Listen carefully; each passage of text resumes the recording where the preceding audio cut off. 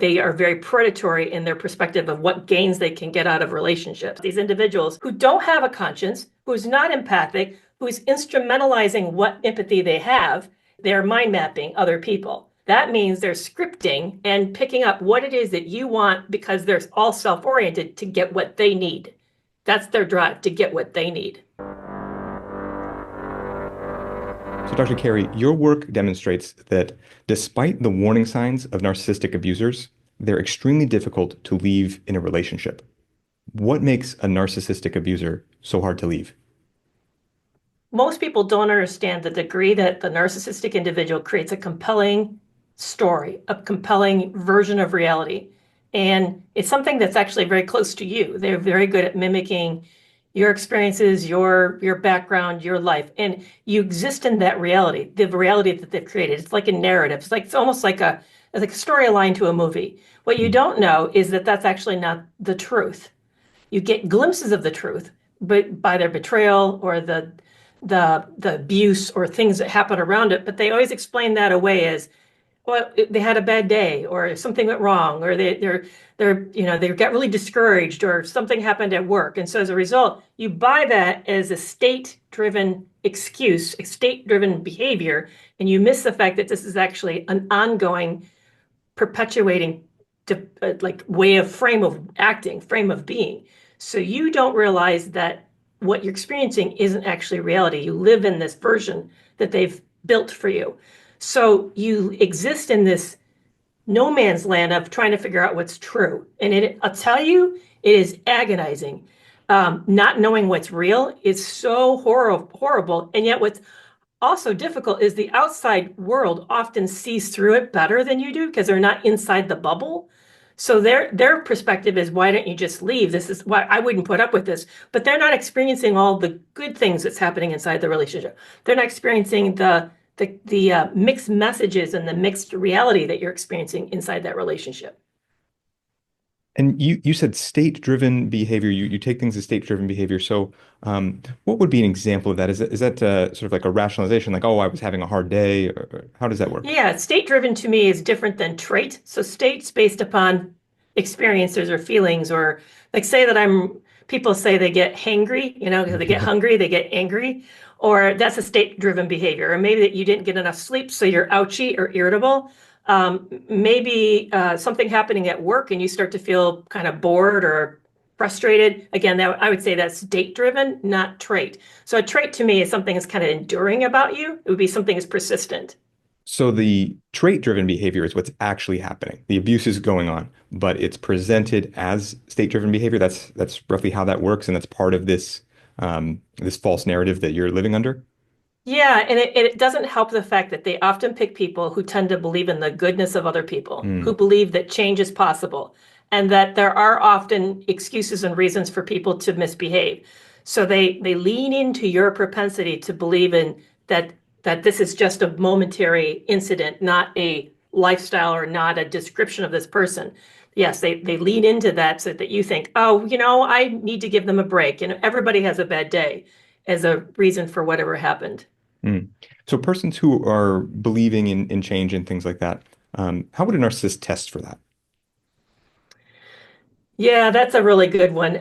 That's hard. I'm not quite for sure how that personality stands out, but here's what I know. So they used to think came out of kind of case studies from the way back in the 1940s, 50s, and 60s, that the people who got into abusive relationship were typically train wrecks, that they came from broken homes, they had a history of a lot of a trauma, that they were just not well-functioning individuals, and so they moved from one disastrous relationship to the next. Well, Sandra L. Brown in 2014 decided to challenge that. She did this research through Purdue University of 600 pathological love relationships, and she questioned, did you have a history of child abuse? Did you have a previous experience of trauma? What she found of the 600 participants was that 2/3 did not. 2/3 were high-functioning individuals who had two personality traits that were distinctive compared to the control group. And that was they were highly agreeable or open. And the second was they were highly conscientious people. So if you think about it, when you're looking for a teammate to hire, say at a company, you want somebody who's a good team member. You want somebody who's really good at communication, who works well collaboratively. It's not competitive, not doesn't undermine other people. You want somebody who has a lot of integrity, approaches their world or their work conscientiously. You want somebody with agreeableness and conscientiousness. But those also, though, make you highly susceptible, she called them super traits, to toxic people because they see those things as workable because they're not agreeable. They're antagonistic. They're the opposite end of that scale. This is the big 5-factor inventory, the personality inventory. They often lack conscience. So they're very often conscienceless or immoral, lacking integrity. So they want somebody who's going to play well, follow the rules, color within the lines, because that makes you more predictable, but it also they can script you. They can sort of see what your bias is going to be like, how you're going to more likely react in certain situations. Now, how do they identify that in an individual? I'm not quite for sure, except that they say those who have been around them and worked with them. And Sandra actually ran she held groups for psychopaths, both women and men. And she asked them, can you spot a victim when you walk into the room? And like, oh yeah. We clock them. Yeah. And she said it's almost like an aura, that kind of quality about you shines. Here's how I think it happens. I do think they do test you, Mm. but I also think they notice how you treat other people. Are you kind? Do you give people benefit of the doubt? Are you long suffering? But I think they often will test a small boundary, just a kind of subtle one, and see what you do. It's something innocuous, and see if you give in, do you let them push them or not? But so I do think something like that happens early on. I also think they might try to typecast you. Have you heard of that term? Gavin De Becker uses it in The Gift of Fear, where they call you out on something and say, you don't want to be like this. And then your natural instinct is sort of like, no, I don't. It's sort of like another form of negging in a way. Mm. Like you don't want to be one of those independent women, do you? And you're like, no, I really want a man to know that he can lead too. So then you give in. So if you give in to that and you don't resist, I think that's another test. I think also women typecast men. I don't think it's just one way. I think both genders are doing this. Mhm. We're opening up a lot of threads now. I'm glad you mentioned Sandra Brown. I keep her book by my Yeah. desk. Yeah, yeah. I love her work. Yeah. Yeah. Um, and you mentioned negging, which is a pickup artistry term. Yeah. Sandra cites Neil Strauss and the game and all of that. So yeah, we've definitely got this pickup boundary testing, negging sort of thing. One thing that really caught my attention one time with one of these people that I'll just share as an example is he had a thing. He showed up late to something Mm. and with a woman, and I said, why were you late? And he, in his brazenness, he said, oh, I made sure to finish walking my dog at the parking garage when she showed up. That way, she would have to come with me up to my place first, and then I could get her to come in and be comfortable coming into my place. And then I came down to meet you. And he said, it's just a game thing. He just blew it off. And that was the beginning of the end. That was the alarm. But I mean, the pickup artistry tactic mixed with the lack of conscience, it can escalate very fast. Yeah, you're reminding me of my story. And I mean, it was a moment of dis-ease for me. I actually debated with myself, but so I met my ex, and he, by the way, was the epitome of all the most toxic pieces of my life pushed into one person. Seriously. If he could have found the most perfect toxic match, he would have been it. But we had a great first date, very polite. He ended it with a kiss on the cheek. And, it was very, and the next day, I was going to drop him off at the airport and went to pick him up at the hotel. So waiting in the library, he said, come up to my room while I finish packing. And my thought was, I don't want to. Mhm. I don't know you that well. And I went ahead to be polite, thinking I'll stay across the opposite side of the room. Well, yeah, I regret that decision. Yeah. Yeah, but Yeah. that's how it works. It's that subtle and Yes. it gets past the boundaries. And you also talked about personality too, and the big five. And I've had Keith Campbell on the show from the University of Georgia. He does a lot of personality and narcissism stuff. And one thing that we talked about is that narcissists tend to be, as you said, they're low in the agreeable, they're low in the conscientiousness. So they're this foil to the highly agreeable, this foil to the highly conscientious. And it seems Right. um, talked to George Simon too that these people have no conscience or a diminished conscience, and they're looking for people who are very high in a conscience so that they can, like you said, predict their behavior. It's amazing the opposite, the yin and yang, and how it seems to work together. It is. I think these individuals are born this way. There's Hmm. the big debate, is this nature versus nurture? I do think there's a lot of personality deficits that happen in these individuals. I mean, the neurology, there's an interesting article in Nature where it actually shows the brain of a narcissist compared to the brain of a normal person. I think it's like a functional magnetic image, so you can see the consumption and activity in the brain.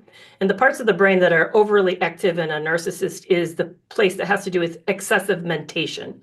What that means is they're highly focused on their personal experience. They don't think or see things from other people's viewpoints, which you already know that negatively impacts empathy, but everything's related personally. What's my benefit? What do I get out of this? How do I feature into the situation? The other part that's less active is that has to do with empathy and self-reflection. They're not very they don't have an ability to sort of look and assess themselves from other people's perspective. But if you think about the fact that if you're born with a deficit of even seeing other people's perspective, and that was going to make you more competitive, naturally, more competitive, Mm. because you're excessively self-focused and you're very then aware of win loses. And if you don't have a conscience to make you see sort of the big picture, then you don't really care the outcome for anybody else. So I think what I was leading up to this whole point is I think they have practiced from birth being extremely aware of win-lose situations. And because of their innate sense of unfairness, that life is just not equal, then they are very predatory in their perspective of what gains they can get out of relationships. Yeah, and you mentioned years of practice too, and then this ties again to the pickup artistry. These guys, they talk about getting lots of reps, going out Yeah. and approaching, dozens of women in a day, that kind of thing. You've also talked about Don Hennessy's work, I believe out of Ireland, and how these sort of serial abusers, they're also getting many, many reps at approaching women and things like that. What's the evolution of practice? Are there some who get this innately? Are there some who are thinking about it, keeping spreadsheets? What's it like? Well, I can only speculate because Mhm. we don't actually know. I think of, for example, the FBI tried to get Ted Bundy to be upfront Yeah. about what he was doing, and he wouldn't. He was cagey about it. So I think, this group does not see honesty as a benefit, and so they rarely disclose what actually is happening. But my observation experience of them is that some is it's accidental. They have just because of that mindset is it's odd and it's exploitive. I wouldn't say it's always necessary. Predatory ends up working that way. I'm thinking of, for example, the communal narcissist who just wants to have all this admiration and wants everybody to think well of them and they're the biggest martyr and the biggest do-gooder for the world. I don't know if they walk out and say, I'm going to hone this skill. I want to get ahead. I just think that they're excessively self-focused.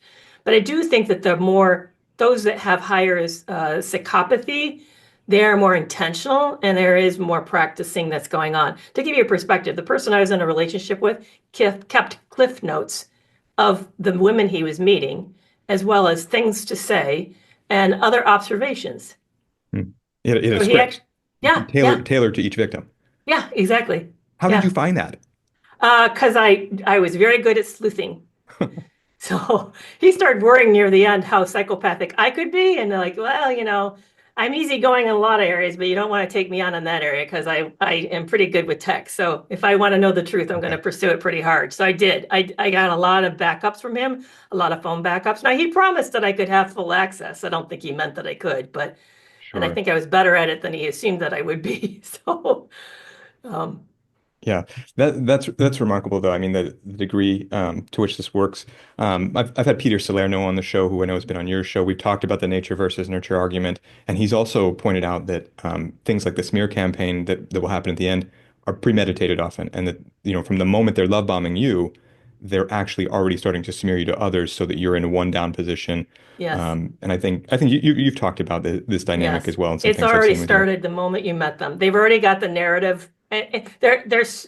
Have you heard of the term mind mapping? Dr. David Snarf, he's deceased now, but he put out several books. He's a psychologist, but he was very sophisticated when it came to the negative aspects of relationships. He would call out sadism in a normal relationship between a couple. His books are fascinating. This guy, I would have loved to have met him. I think he would have been a little scary because he's so accurate and he doesn't mind saying very provocative statements.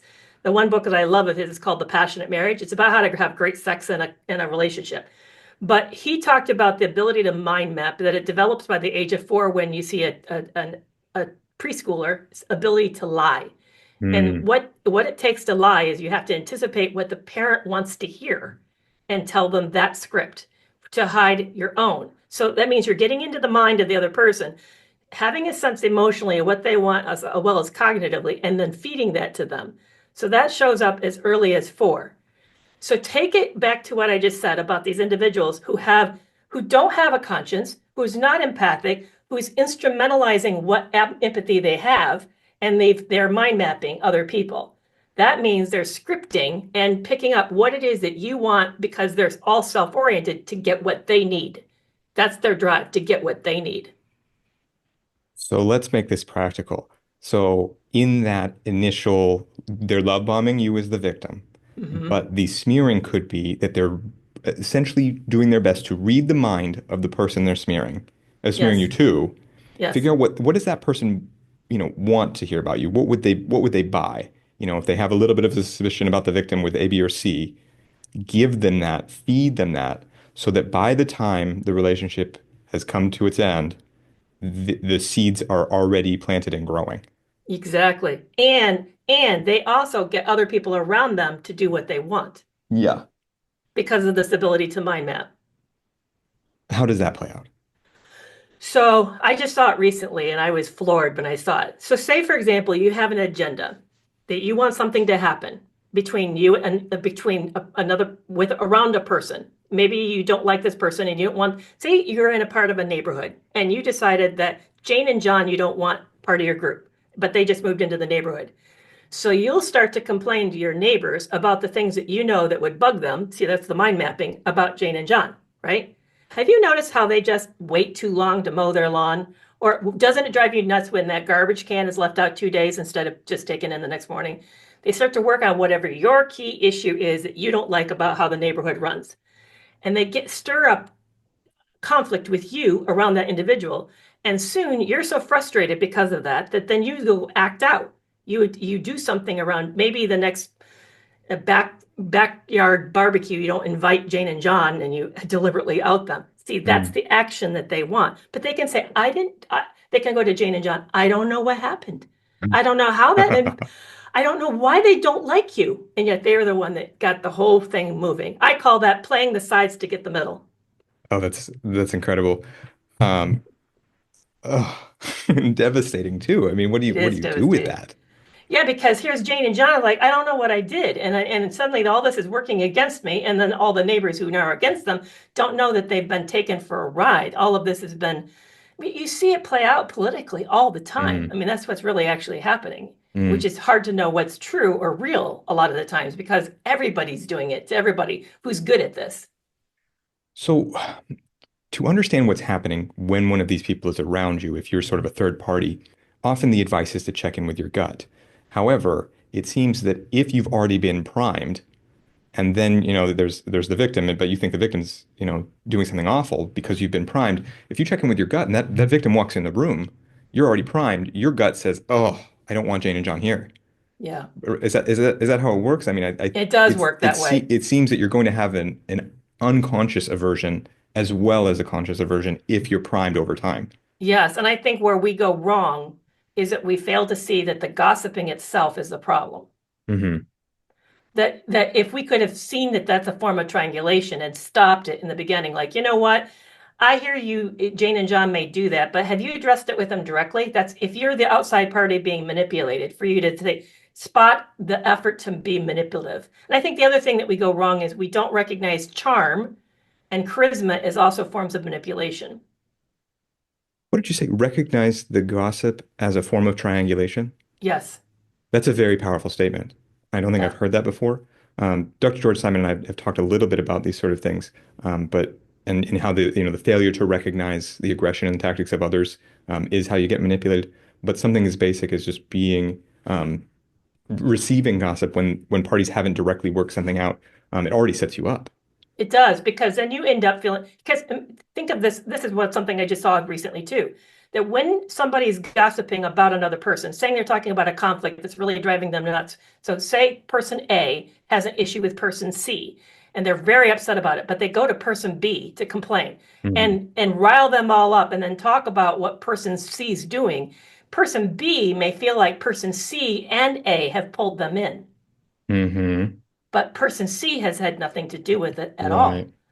So that's another way that you can imagine conflict with an outsider who's actually had nothing to do with it, but because of the way A has positioned it, you get pulled in and think that you're in something that actually doesn't exist. It's the sole creation of person A. Mm. Wow. But we You often don't slow down to consider that, to really dissect those dynamics. No, and then you get repulsed by the drama and you Yeah. say, I don't want to be in this anymore. But you've been influenced by one side and Yes. and meanwhile these parties aren't working it out on their own. Yes. And because person A confided in you, Yeah. you feel trust and special. So Yeah. you're going to be repulsed by person C, not person A. That's devastating. Um, But you see so it play over all over and over and over. yes. So if you're in that situation now, you're being played, your gut is primed. I mean, you've Yeah. had so much priming that now even your gut instinct is off. You've received the gossip, and now you're saying, no, I don't want to be in the drama, but you've already made a decision. You stopped inviting Jane and John to your barbecue or whatever. That now that party, that victim party, is actually on the outside being Yeah. punished. What can you do to get through all these layers now? I mean, can the outside party check in with a reality test with another person, or how does that work? It usually doesn't work because usually by then party C has been scapegoated. Jane and John now are outsiders, and it's once you've been disempowered, it's extremely hard to get any power back.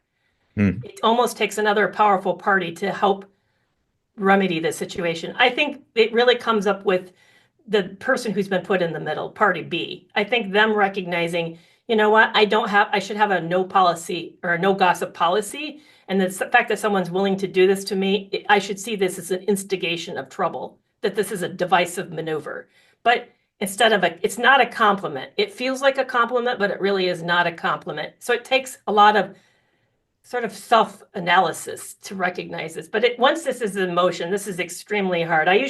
Party C, this is the bad advice. I mean, bad in the sense I hate giving it. I usually say, I would recommend you just stop trying and then find a new group of people to participate in or a new community. Wow. Wow, that's tough. And then but the no gossip policy is the best protection against this and recognizing the aggression in the gossip right Yeah. away rather than feeling special, feeling trusted. Oh, they came to me because they know I could do something. Right. If we The, learn to see that kind of, so there's one thing, I do think it's okay for us to find a totally outside person who has no connection or allegiance to anyone being involved. We need safe places to vent. Obviously, we do. So finding somebody who's unrelated outside the circle I think, is totally permissible. But when you have somebody who's inside the circle who's directly being impacted by these relationships, I think that kind of talk is always destructive. It's very rarely helpful. yeah. And this is all we've been talking from the beginning about facades and creating this deception. The salesmanship of the narcissist, what makes it so good? I've heard you talk a little bit about mirroring as a skill, but they seem to be uncanny.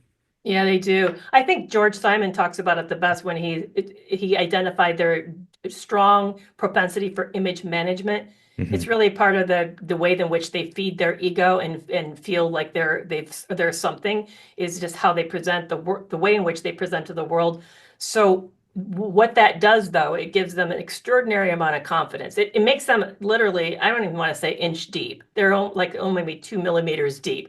But our initial experience of them is this bold, confident, outspoken person. And unfortunately, research shows that we like that we find that a highly positive trait. We put a lot of confidence in that.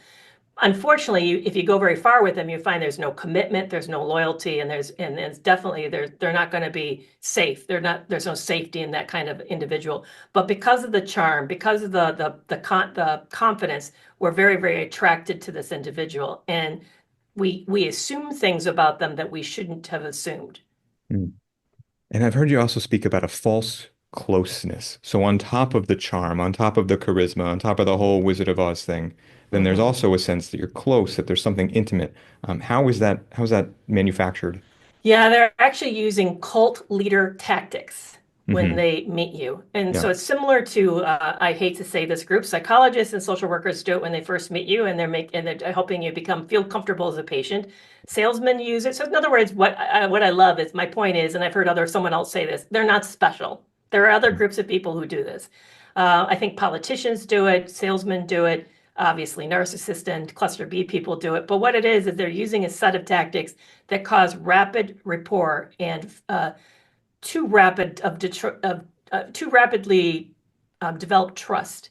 So they're building this experience that know each other, that you're similar to each other, and they're getting you to drop your guard. So how do they do that?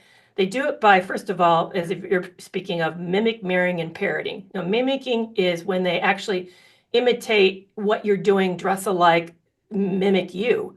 Parroting is speaking back the things that you say. So the things that you've shared, they'll then share similar things. There's this almost like a parrot would do, this mimicry that's happening. And mirroring is when they adopt your life, your way of being, even the posture you're having. They'll mirror your emotions so that you feel the symmetry with them, which really helps you to feel very trusted. They've looked at this in a clinical setting. This is a very fast way to help patients feel a rapport and trust with a doctor. Think about it. If you come into my office, I want you to let your guard down so that you want to share really hard things with me, things that maybe you don't talk about with anybody. So I'm trying to help you to know that I'm super safe. So I'm doing it in the benefit. That's the intention, the benefit of the treatment, the benefit of you. But these individuals are instrumentalizing it and doing it for the benefit of themselves. So they're doing this as a really rapid way to build rapport. One of the things that I got to interview Dr. Kristen Milstead. She wrote the book, Why Can't I Just Leave? Fascinating, fantastic book. I can't say enough positive things about it. But what she shared, and I thought this was powerful in the interview, is that they create a sense that you've always known them. And this is how they do that. When you say, "Oh, I used to go to University of Chicago," they may have only ever been in Chicago, but they'll act like they've been there, and they may talk about walking across the green. And in your mind, you picture them there when you were there, even though they were never there. So they created this sense of this similar past, so that they're in your past, even though they never actually were. Then they create this perfect sense of a moment with you in the present by saying, I've never met anybody like you. I've never felt like this before with anybody. And so now you feel like that you've created this special world that just the two of you are inhabiting. So they inhabit your present. And then they future fake and talk about the things you're going to do together. Like, let's go to that campground where we can watch the stars at night, where there's no white pollution, so that we can really watch the falling stars. So now you've got this past that you've never really actually shared, but it feels like you have. They're in this special bubble of this moment with you in the present, and they've also started creating the imaginary future that actually will never exist. So it feels like you've always known them, that they've always been in your life. Dr. Carey, I've heard people talk about the oceanic feeling, and I know what it is, but I've never heard anyone explain this perpetual timeline, this continuity, Hmm. like that before. It's so eye-opening. Thank you so much. You're welcome. Um, But it's so intoxicating. yes, Actually, oceanic. It's overwhelming. I actually I met somebody who was trained in the art of the game. Hmm. It did not go well for me. Hmm. Thank God it was only one experience. I would not want that person in my life. But he did that. And I have to tell you, so in a matter of hours, it was a powerful experience. Yeah, But it was completely fake, yeah, yeah. and Uh, highly toxic. Just way off topic here, but have you ever seen the horror movie The Thing? Yeah. So I read a book about narcissism and grandiosity that references The Thing. It's by Robert Moore. It's called Facing the Dragon. Hmm. And I don't know if are you familiar? No. Okay, Robert Moore is a psychologist, Jungian sort of guy, University of Chicago, call back there. And he talks about how the thing, it shows up in the form of this dog. It comes in Hmm. as like a best friend, and yet there's something about the evil in it that it's like it's always been there. It's like it's older than time itself.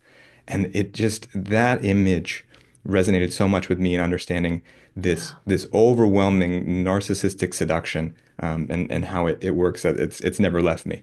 Yeah, it is really, really powerful. As I recently got to meet Dr. Ramani in person, and she Oh. just a teeny bit of my story. And I always call my ex a narcissistic sociopath. And she's like, Kerry, why are you saying he's a sociopath? He's a psychopath. There was what was I found so disarming, and the part that I think people don't, back to that confusion is where you started today. People don't understand about the intense confusion is that when it was good, it was profoundly good. Mhm. And you feel like you've never met somebody who gets you like that before or ever will get you again. But then there's this other aspect of them that is so alien and foreign that at times I felt nauseous. I was sickened around them because of the just the evilness, the darkness. I once asked him, I said, because you never could ask anything directly, often you couldn't. So I usually was sort of around, hit the angles with him, and I was always a psychologist in a sense of like trying to figure this guy out. But I once asked him, I said, this is what I think our day-to-day life looked like. And I kind of listed the activities. I said, how close to that, to the truth is it? And he said, not at all. And you're making this distinction you had with Dr. Ramani between a psychopath and a sociopath. What is that distinction? Well, I'm kind of using Dr. Hare's delineation, and I Okay. think Dr. Ramani is too, and that he differentiates them as a psychopath is generally born, and they tend to be more affectively blank or flat. They feel Mhm. robotic. When you're around them, they almost feel a little creepy and strange because Mhm. something's inherently different about them. I think they're more cold and calculating. And I would also think they feel other. They don't feel like part of humanity. There's an otherness to them. And they're just able to break the rules because there is no conscience and they're novelty seeking. Yeah. So there's just this kind of cold calculatedness to them. What differs from them from the psychopath, by the way, the psychopath is more dangerous, actually. We often think the psychopath is the most dangerous. That person is often not always the most dangerous. The sociopath is volatile. They tend to be made. They tend to come out of an extremely chaotic, abusive home, and they have decided that power is the way to be powerful, to have power. They manipulate power for that.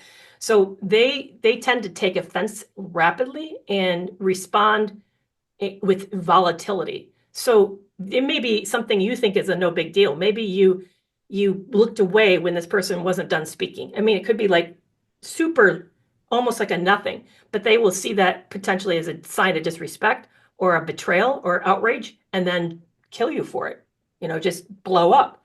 So I tend to think, for example, people who are really dangerous and very mercurial in their moods, and you never can predict what they're going to do next. That to me is a sociopath. Okay. And we're saying the sociopath is the most dangerous? Hmm. Okay. Because of the volatility. Okay. The possibility that they could just go to Yeah, extremes that are just they're beyond anything we would unpredictable. expect. That makes sense. We've been talking a lot about sort of the exploitation that comes in relationships with these people. How does the confusion make you more susceptible to the exploitation? If you want to control somebody, the best way to control them is to manage their feelings, their emotions, their reality, and their perceptions. And they do this through gaslighting. So whenever you bring up an issue, they'll say, I didn't say that, or you're making a big deal out of nothing, or it really wasn't that bad. You start to get all this pressure, which is asking you to modify one of those areas, which starts to make you feel like, well, maybe you did get it wrong. Because again, think about the person who's highly amenable, who wants relationships to work. They believe in the good of others. They're very collaborative and just pro making this. They're invested in this. Well, because this is all being questioned, then they're going to question themselves. Maybe did I phrase it wrong? Or maybe I didn't remember it correctly. But over time, this starts to then change how you see things and gets you to question yourself. Now you're no longer as confident of your reality as you once were. And that makes you very open to them then kind of changing the narrative and making it different, just controlling what's happening between the two of you. Because here's one of the things that Dr. Stern said to me that I thought was super powerful. She wrote the book Gaslighting Effect. She said the only reason gaslighting works is because the person who's being gaslighted is more invested in the relationship than they are invested in their version of reality. Now, she didn't quite phrase it that way. That's my paraphrase, but Mhm. I realized that they take what these individuals, you feel that the relationship's in jeopardy if you don't comply. You don't want to lose the relationship, so you end up doing things that compromise you or betray you in protection of the relationship, thinking that they're as equally invested in it as you are, although you actually know that they're not. Mhm. So all of that just sort of creates this intense confusion of motives, of direction. You end up then, and they're also feeding you different kinds of information to make you mislead you. For example, mine and my toxic relationship was in therapy the entire time, and he was reading self-help books on the topic and highlighting them and discussing them Huh. with me. I'd wake up in the morning and find him in a chair, like, oh, you would not believe this thing really hit me. And he would read the highlighted passage and then talk about it. That sounds like pro change behavior. This is a person who's really like working hard. And yet, when I got out and was able to really reflect back, thanks to all of my sleuthing, there was nothing that was different. Yeah. I mean, he was, soliciting people, um, texting people, meeting up with people. I mean, it was active behavior to suggest that that was all just the front of the facade. But if I'm in the midst of that, and all of this gaslighting's happening, and all of this pro-change behavior that I think is really real is happening, I'm going to think this person's actually working on it. Right, of So course. then it leaves you like, what's real? What's real? I don't know what's real. And then that makes you so much more vulnerable to the exploitation that's going on. And you don't, if you don't know, you can't be sure. How can you really resist what you don't even know? Exactly. Brutal. Because somebody just wrote me today and asked me this question. And this is a question I had as well in the midst of that. They said, they say they're trying to be better. They say that they're changing. It's not better. It's not getting better. But what if I leave and then it gets better and I miss the change? I can't tell you how often I thought exactly that same thought. Yeah. Yeah. Absolutely. And the narcissist and Sam Vaknin on the show, he said the narcissist is the consummate actor, and the impression, the ways that they can make you feel things and believe things, it's incredible. It is. It is. They are the actor on the stage, and we are all just sort of puppets with them. I don't think we realize that we're not really actually other people on the stage. We're just objects that they're utilizing on that stage, unfortunately. Another thing that you mentioned that Sam and I had talked about is that people who really go deep with the narcissist often he put it in a way that your phrasing is different, and I appreciate the nuance. He said something like these people have already given up on reality. I think what you Mm, said was that the reality is less valuable to them than the relationship. So it seems the ideal target, the ideal victim, is someone who could come to value their relationships so much that they would disregard their realities. Is that kind of yeah. the take that you have on it? I do. In fact, his favorite thing when I asked him, "What do you love about me?" He said, "Now English is the second language, so he's using a word that's not we would not readily use in English. It's not a very. He'd say you're without malice." Yeah, yeah, I think translate, you're naive and gullible, Kerry. I think that's really what he was saying to me. But yeah, exactly. That I didn't, here's what I discovered when I got out of that relationship that I think has profoundly changed me. And I think too many women are socialized this way, unfortunately, that we prioritize the we over the me. And we think the me is safe as long as we're doing well. I don't think men are socialized that way. I raised three uh, boys. They're all men today, and I don't see them prioritizing their life. Never seen them prioritize their life like that, ever, not ever. But I had to learn when I got out of the relationship that the me needs to be priority over the we, and that we will do well if I'm doing well. right, But that's right. a radically different perspective. So if a toxic individual meets somebody who's prioritizing we, how well are we doing? Are we okay? Then they found the perfect victim because that individual is going to be long suffering and it's going to be easy to confuse. This phrase "long suffering" is new to me. I think I get it, but could you put words to it? I mean that they're going to put up with a whole lot of abuse because they keep thinking this person's changing and Yeah. there really is not a lot of changing. They're going to like, well, they didn't mean it or they're trying. I mean, that's all the excuses I gave. Yeah. Yeah. Putting up with things seems to be very attractive. My guy with the dog, he said something along those lines about a woman who there'd been a conflict at a social environment that we were in, and she was immediately ready to come right back in no qualms, keep working on things. And he said that that was a real sign that she was somebody he wanted to be around. And I remember thinking like, well, wouldn't she want to have some say in how things are and make sure that there's sort of a mending before that comes back? But that long suffering, it seems to make a great victim. And then to target somebody who's really going to value their relationships. This woman was orphaned, raised in foster care. All she wants is to be married. Just a perfect target, unfortunately. I can tell you what the woman's thinking in that perspective because I thought the same thing. And Okay. that is, oh, they really love me. They're going to try harder. They've realized my value now. Hmm. That's totally the opposite of what's being considered or believed about you, but that's what you believe when you do that. We don't, those of us with that mindset don't know, no, you just established to this individual how low the bar can be set, and they're going to even give you worse now. Yeah, that lowering of the bar. There's a phrase that I hear, breadcrumbing, devaluation. How does that work? Yeah, so this have you ever seen there's a group of I think it's men more than women who do this because that's the only persons people I've heard talk about it as men. It's part of this dating is that when you first meet somebody you give them 100% and then over time you give them 95% and then you just keep lowering it till eventually they're down to like 5% or 10%. And then when they complain, you give them 5% more than you did before, but you never go back to 100%. But because the 5% change is better, they're grateful. You see how that works? And so I think it's something similar to that. It's that we that they can you say the question again? Because I lost track of the question. It's what is this breadcrumbing, this Ah, devaluation, because we talk about the narcissist as having this huge yeah. upswing, right? They meet Yep. you, they overwhelm you, they love bomb you, and then there's a come down. Yeah, exactly. It's that same principle of the reduction of benefits or the reduction of it, paying attention to somebody. It's the same thing. So you get acclimated over time to less and less, and then when you start to pull away and get ready to leave, these individuals again, because their mindset is very me oriented, danger oriented, they pick up the cues from you that you're about ready to be done, and at that point, then they give you the things that you've been requesting.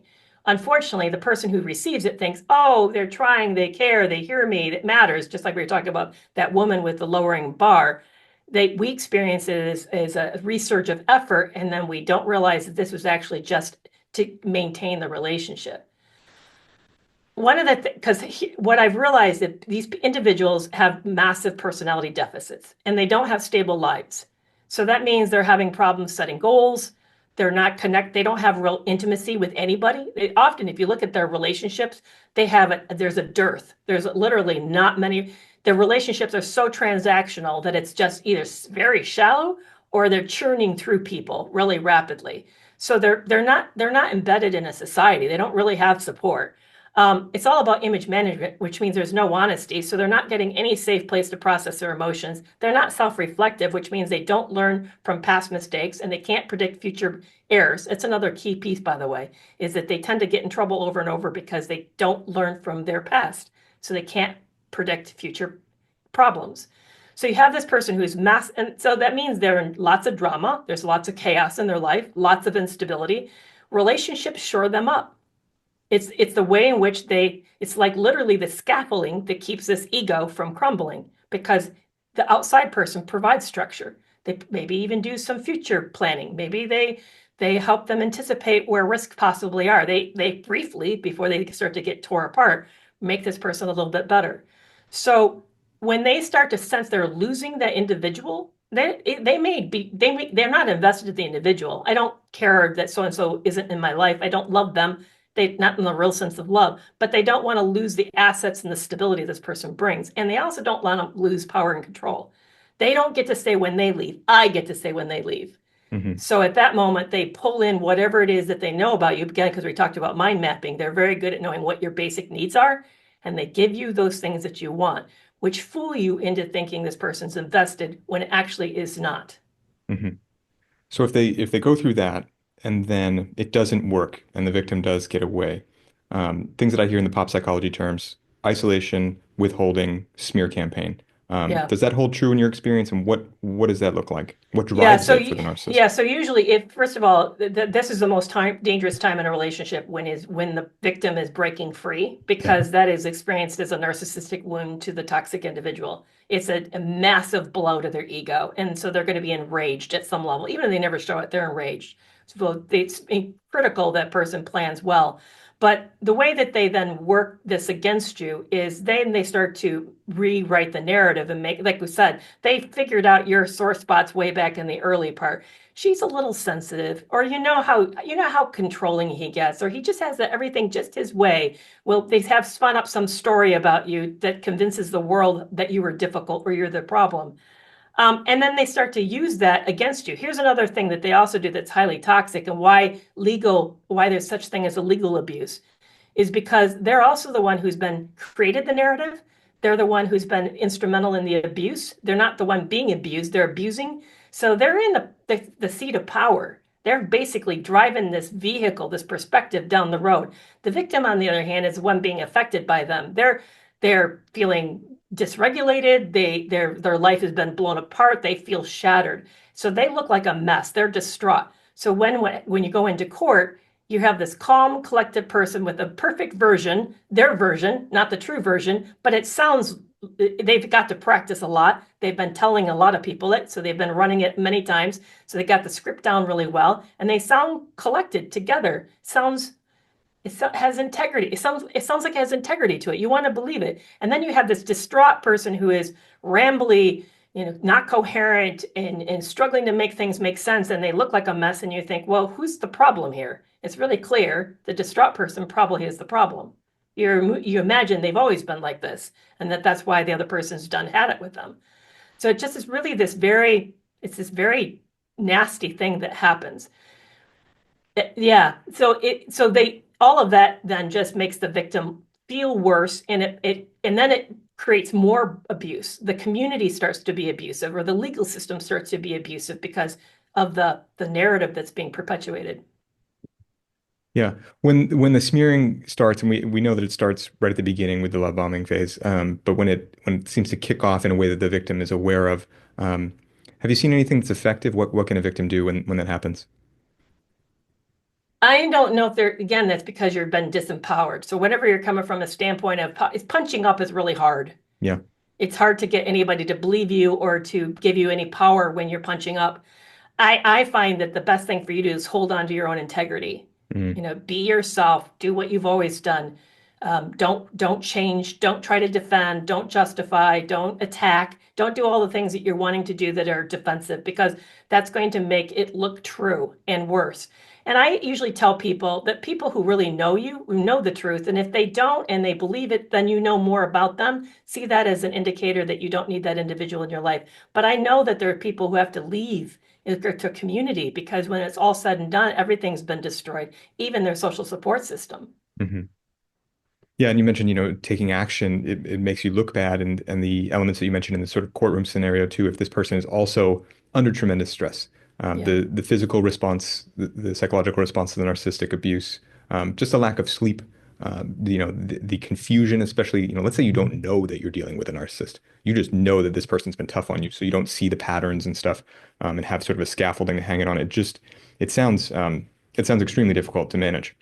Yeah, it is. And that's why it's so difficult to leave. It takes up an average of 7 times to try to leave because Mhm. you're battling yourself. I even say to people, don't see that as failure. See that as practice. You're Mm. exercising a new muscle. Every time that you leave, you've learned some things that were difficult about it. Now you know what to do and anticipate the next time. Just view it as you like practicing a new muscle. You go out and you try to do some new type of thing in the gym you're not good at the beginning, but you go back and you do it again, and eventually you get very proficient at it. So I think if we can sort of be very supportive and kind to ourselves, it really helps a lot. Sounds a bit like quitting smoking. Yeah, I think so. Yeah, Yeah, exactly. yeah, Exactly. yeah. Dr. Carey, you had talked about how the narcissist maybe doesn't learn from things, and that they have trouble sort of recognizing their own mistakes and stuff. I think we're getting at is compartmentalization. I've heard you talk about Yes. compartmentalization. So, in general, what is the role of compartmentalization in the narcissist's inability to have a productive disagreement?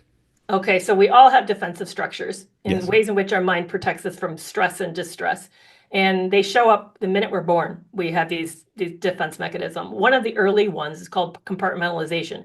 And that's when you literally anything that you're uncomfortable with or you don't like about yourself or like about life, you put into a box and you put it away, almost like you shove it in the back of your mental closet.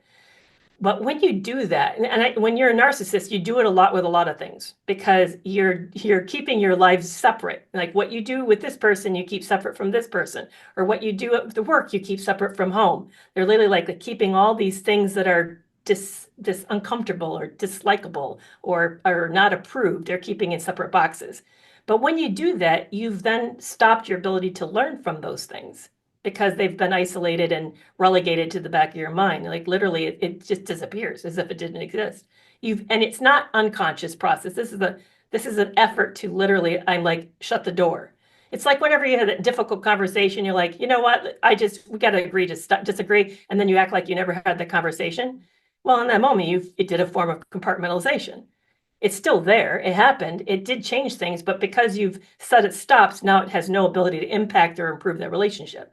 So that's what they're doing. They're literally putting these things into boxes in a way. Well, what happens then is then they don't have access to it because it's uncomfortable, which means they can't then learn from their past experiences as if it didn't happen. And because they can't learn from their past experience, their best way to know what's going to happen in the future is by the past. Our mind makes connections to this moment and similarities to other moments that happened before. If we don't have those other moments that happened before, we can't do the comparison. So how many times have we been in a relationship where they throw out a weird idea and you're like, that's not going to work because because you've tried similar things, why it won't work. And they don't. They seem clueless. Like, no, you just like to rain on my parade. You're just a naysayer. You just never trust me. And yet, this isn't going to work because you've done it and it hasn't worked, or you've seen other people do it and it hasn't worked. But because of the compartmentalization, that's why they're not making those connections. Time to them does not run continuously. It is not, it's not, it's discrete. It's broken into sections. So for example, mine was a serial cheater. When he left whoever he left with and came home, it's as if that ever happened. So he literally stepped into another room with me and became in that moment, and that previous moment ceased. It just didn't exist anymore. What does that do to a person's psyche if it must seem because our sense of identity is tied to our memory. And if we're shaking up our own memory like this, what does that do to our sense of who we really are? Well, I don't think you could have a good sense of who you are then. Hmm.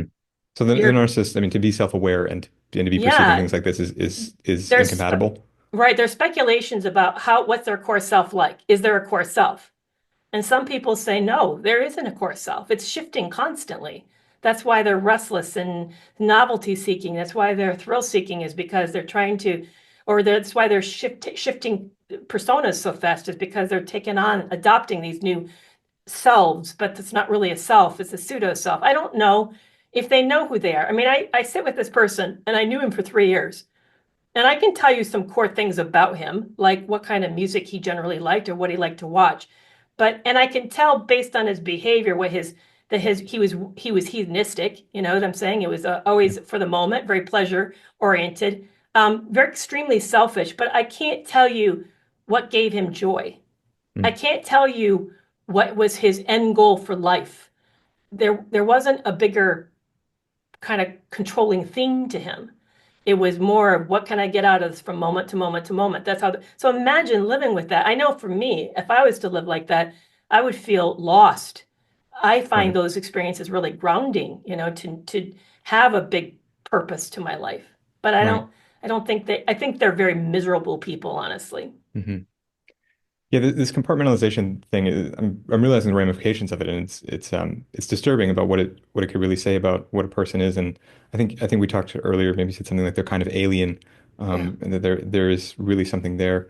With the guy who I mentioned with the dog, I remember I confronted him, and he said, and it was very strange. It was like he sort of contorted, and he all in one word he said, "Feedback taken, water under the bridge," as though he had just like taken it and he was putting it down, and the compartment was down here now, and the discussion was over. And Yeah. and that was just such a strange behavior. I talked to a friend after who was a doctor. And I was like, I think something's really gone here. But it seems this compartmentalization is just you can't integrate Yeah, if you're no, working like this. no. Yeah, it's considered one of the more primitive defense mechanisms. Here's another one you're seeing a lot of, and you don't know that you're seeing it, but you're experiencing it, splitting. Do you know Mm. much about splitting? I've heard about it with borderlines. I don't know so much about with narcissists. Yeah, so with borderlines, they split and act out. With narcissists, they split around how they experience you. Okay.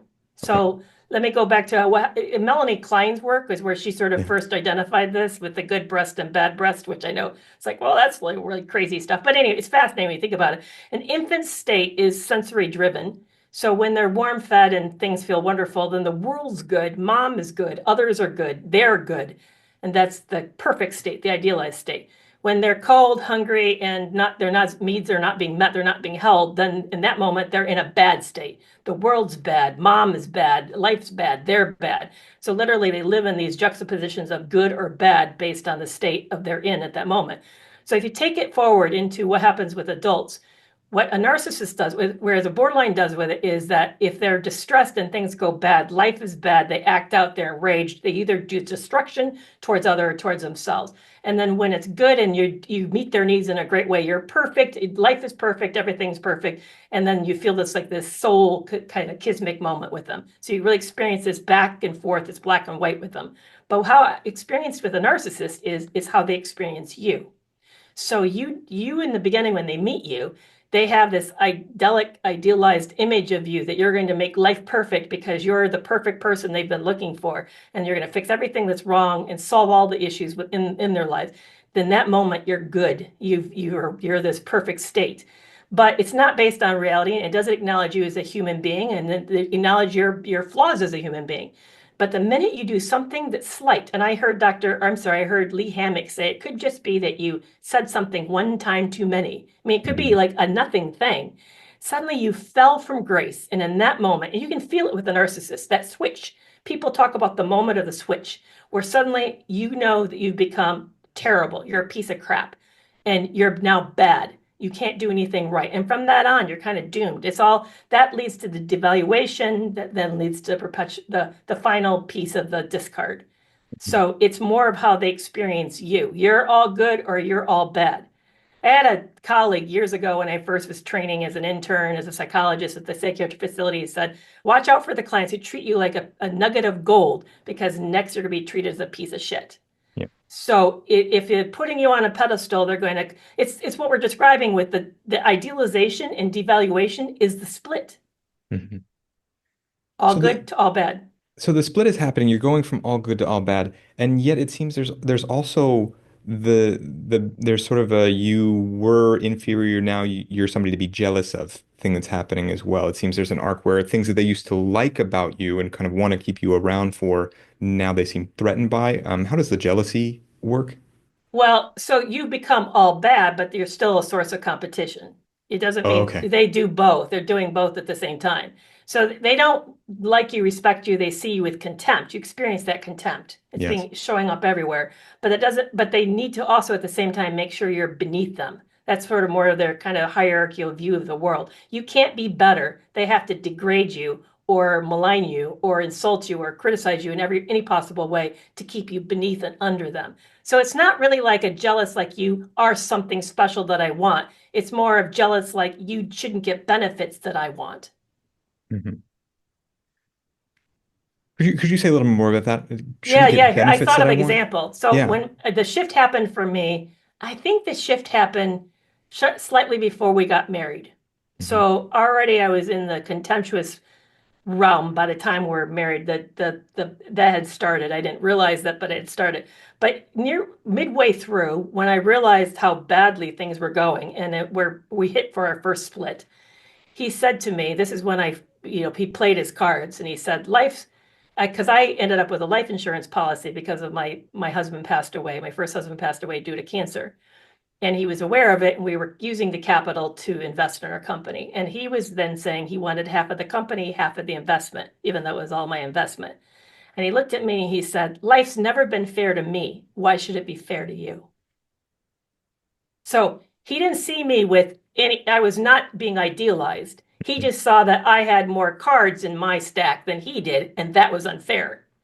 Yeah. This is so childlike.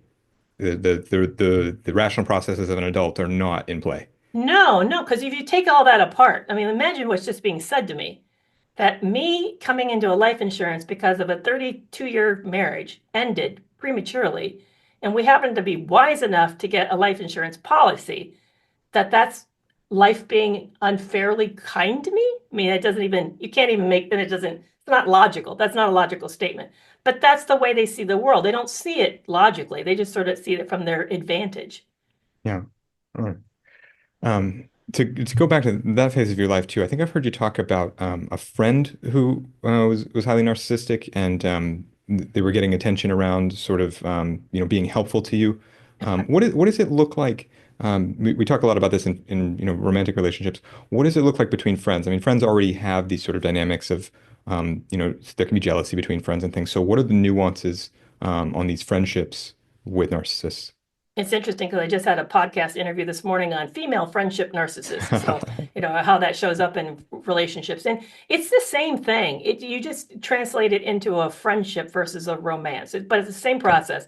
There's this often love bombing, this incredible connection that you have, this trust, and then slowly the relationship turns and becomes more controlling and more abusive to you.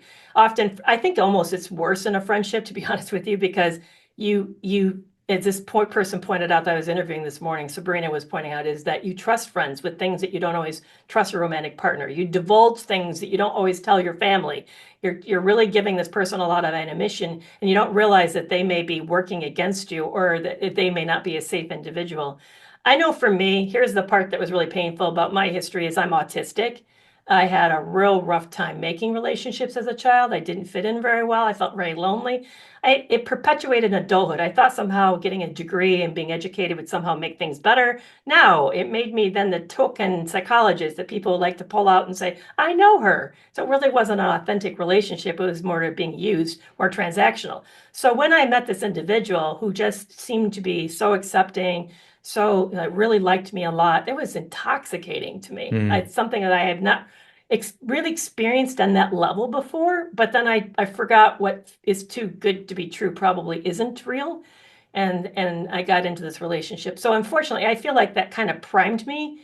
There were a lot of things that primed me for that. Really, I mean, I was widowed too. There was a lot of things right. that primed me for my vulnerability to that toxic person. But getting used to bad behavior does make it harder to see bad behavior. Hmm. There's so much there. You said maybe worse with friends too. You share so much.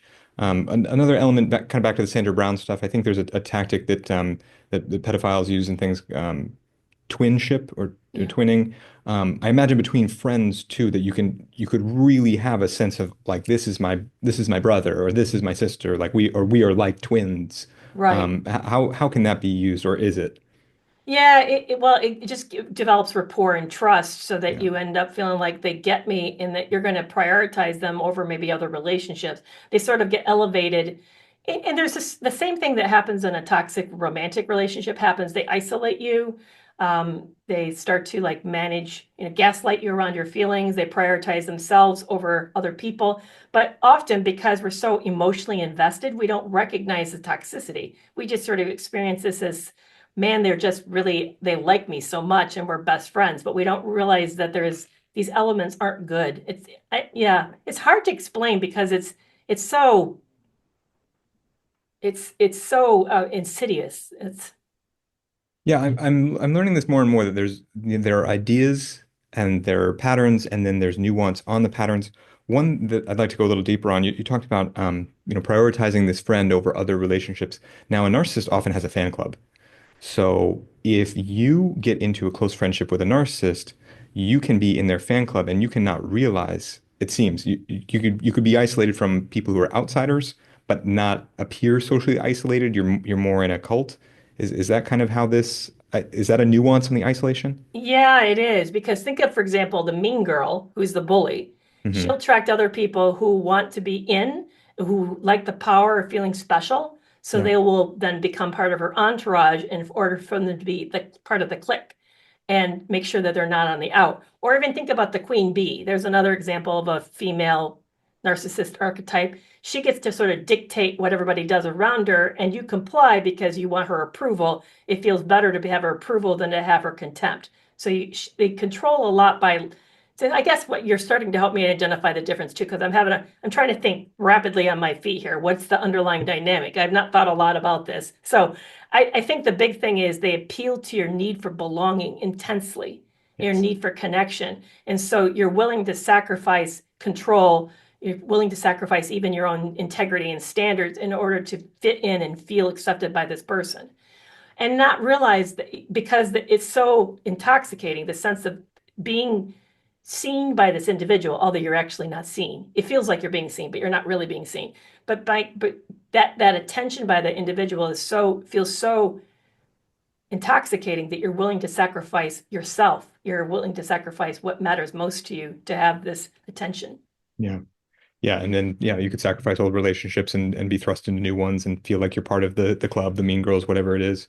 Um, Exactly. what role does physical space have in this? I've heard ideas about how maybe taking people on a trip or something like that can also make them more exposed to the narcissist. It can. I've never made that connection before, but I certainly can see how that works that way. That Mhm. giving them special gifts, giving them taking them on trips, special favors, that would build a sense of specialness because we all basically hunger. See, here's the problem with narcissism and why I think we find it extremely compelling, not only just because it's very toxic and mess with us, because there's a part of all of us that wishes we're special. Yeah. There's deep, Kohut talked about this, that there's two basic needs that we all innately have. We want to be seen and understood. He calls that mirroring, not to be confused with the narcissist mirroring you, but he calls it mirroring. That's attunement. Another way of thinking of it is emotional attunement. And the other one is to be the apple of the eye. That's what he calls it. And that is to be the one unique special person to someone. And ideally, that should be our parents. Think that we Mm. are perfection in ourselves because we are theirs and they are ours. And there's this wonderful experience of delight in each other. We need to have that. That's a core need for all of us. What happens in a narcissistic relationship during the love bombing phase is you re-experience it through the idealization, not realizing it's not real. And it's actually, I'm just making this up on the fly, you're the apple of their eye. It's not an actual real thing. There's no mutuality to this. It's an imaginary experience of which they see you as the idealized caricature to their narrative, not really you. They don't see you. And that re-experience, are you saying the victim would re-experience what they're sort of hoping to get in that childhood apple of the eye, parental love thing, but it's Yes, but it's a false experience? exactly. And does that regress the victim? No, does it cause regression? Um, I guess maybe it could. I mean, because yeah, I guess it does. Because what we do is we succumb to it. So that to me, that would be regression, right? Okay. We Yeah. move into a dependency with this individual. Yeah, yeah, actually, we do. We move into a dependency with this individual, Right. and then and then we place their opinion above our own. So we lose ourselves. We sacrifice.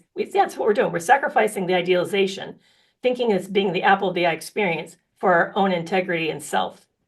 Hmm. Which, yeah, right. That's regressive experience. Okay. Oh, man. Seems impossible to beat. I mean, I've interviewed a guy named Robert Greene who wrote a book called The Art of Seduction. I It's love it him. I'd love to interview him. He's Yeah, amazing, yeah, man. yeah, interesting guy. And that's a pickup artist handbook. And one of the chapters is called Effector Regression. And it Mm. just seems that the narcissist game is the seduction game, but with no conscience, with a sort of superhuman energy. And it seems so devastating and so hard to overcome. Do you have any tips for being narcissist proof? I'm not for sure we completely can ever be. Yeah, That's the hard news, is yeah. that because is as Don Hennessy says, if you haven't had it happen, it's just not met a sophisticated enough predator yet. So there's always going to be somebody out there who's better at it. That's how Bernie Madoff was able to be successful, or any of the other terrible people that we talk a lot about that just really make a big impact publicly. Think of Mhm. P. Diddy, for example. But I do think what helps is to really know ourselves and to know our flaws, understand our vulnerabilities, know what makes you emotionally hungry. Where are your losses in your life? If you can understand, I lately been reading Dr. Ramani's book, It's Not You. She talks about know your backstory. If you can know your backstory and where your point, I always say it's like this. You don't walk into a grocery store hungry. Don't walk into a relationship hungry. Right. But the challenge is, can we recognize when we're walking into a relationship hungry? Most of the time we don't. But at the degree that you know yourself, you can then know your vulnerabilities and you can be more alert to these types of tactics. I definitely do think it's helpful to know what they are. I know people like, why is all this attention in the media? Aren't we over talking about it? No, well, you can only recognize something by knowing it's something that you should recognize. We do need education. It's really, really important. But learning it and not also being a student of yourself doesn't get you a whole lot further ahead. You need to do both. You need to know it, but also know yourself. Hmm. You mentioned, people who had a fall like Bernie Madoff. Is there a limit on how far that these people can go? It starts to seem like, if a narcissist is managing the reality that they're feeding the people around them, that do they need to keep contact with those many people, or can they sort of establish, lieutenants who then go and do their bidding, and can they, effectively build a cult? I mean, cult leaders are often narcissists, it seems, and use hierarchy, or does it always require their direct attention? Is that limited? I just wonder how far it all goes. Well, I think of Hitler, Hmm. he's a good example. He had lieutenants who then acted on his behalf that, Yeah. so I do think it's possible. I think that's a hard structure. You need to be a unique person to be able to have people work like that for you and Yeah. work in your direction. So I don't generally they think that they usually are that sophisticated to do that. But this is the other hard truth that I think that you reminded me of another myth that we often associate with narcissists, and that is, or with psychopaths and sociopaths, is that there is a bottom. There's a limit to what they'll do. No, there's not. It's Mhm. only to what they can get away with. Right. If they have no empathy, then There's there no is bottom. there is no limit. They will go to any lengths as long Hmm. as And they can that's get what away we with it. always assume civility, and there is no civility. No. We need to, when you're dealing with somebody like that, stop thinking there is an end point. There is no end point. The end point Okay. is destruction. The end point is destruction. So Hmm. so do you advise people often to just cut ties and get out of town when they deal with these I do. people, even if it's going to totally rock their lives? Yeah, if you can, you can't always. I mean, not every toxic person in my life have I just cut ties with for lots of complicated reasons. I don't think it's always achievable, but to the degree that you can, yeah, I do think that's definitely what the route you should go. I think this is the safest route.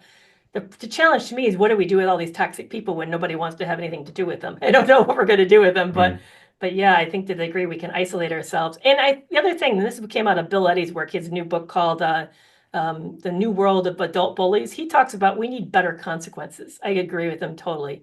right. Even Chuck Derry is talking about consequences for men with male violence. We need to have, because haven't you noticed that they talk their way out of problems really, really well? Brilliantly. They're fantastic at it. Best I've ever seen. And I know it's sort of like this bravado and audacity, and it's an incredible mix. Yeah. But we need to stop as a society. We need to stop, hold the line, and hold them accountable. And we need Mhm. to make it painful because their moral development level is on the bottom. It's only based on consequences. It's not on any higher principle than that. Yeah. If you do cut ties and leave, is there any way that you can leave some sort of consequence behind? Is there a grenade that you can roll behind you as you walk out the door? There is, and that's you becoming your best version of yourself. But the Because that's, narcissist will continue to abuse.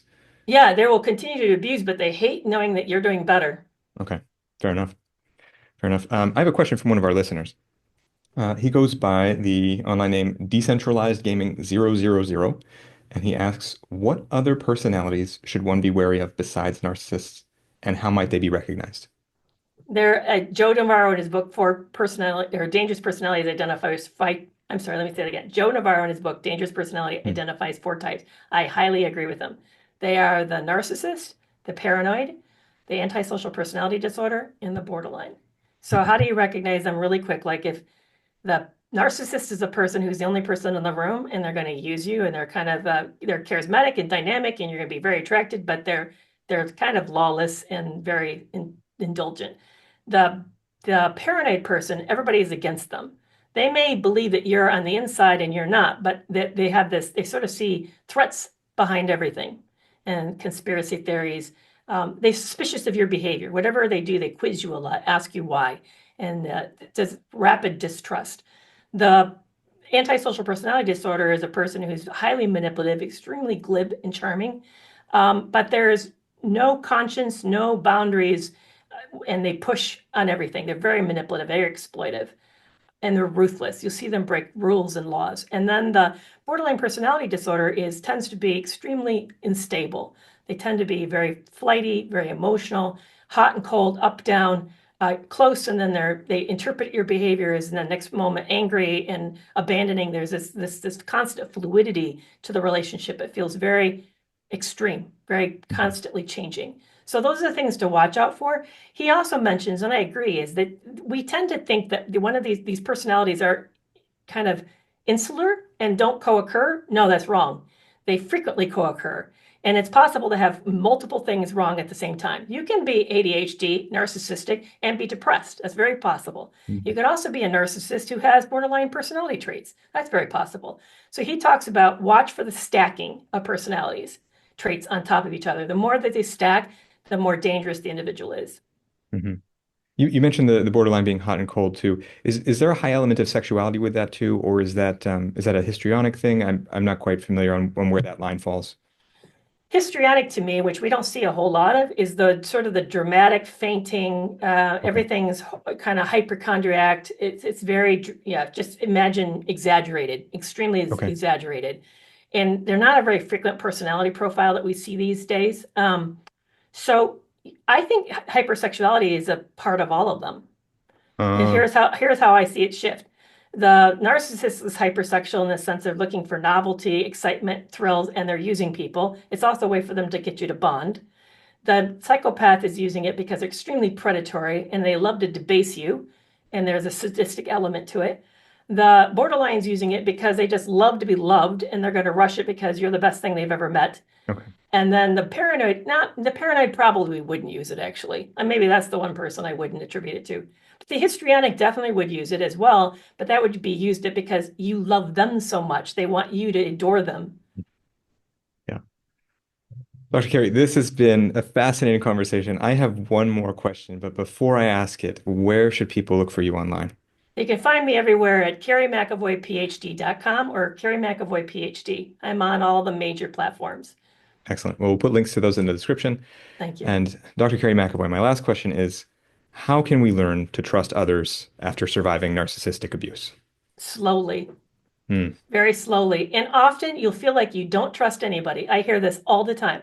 I don't trust. I hate that I don't trust. No, it's you're trusting. You're trusting me. You're telling me something confidential right now. That's trust. What you're doing now is you're vetting people and you're used to doing what's called unearned, just, I'm trying to think of Sandra Brown's term. She has a way of talking about it. Do you remember how she says it? No. She earned trust versus there's another form of trust. But we don't now just give trust away. People have to show that they've earned it. And when we expect that from people, it feels foreign. It feels like we're being distrusting. But the paranoid person is the distrusting person. And that is where they're highly suspicious and see, machinations behind every possible door. We're not doing that. We're just not rushing to relationships, not rushing to disclose lots of ourselves, not rushing to be vulnerable. So get used to being slow to trust, to vet people, and see it. To me, it's almost like following a person on the dance floor. They take a step, you take a step. They take a step, you take a step. And it's got to be that mutuality, that reciprocity.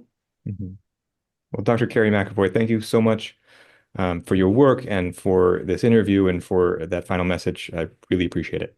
Thank you. To help raise awareness about narcissistic abuse, please share this video. It helps a lot.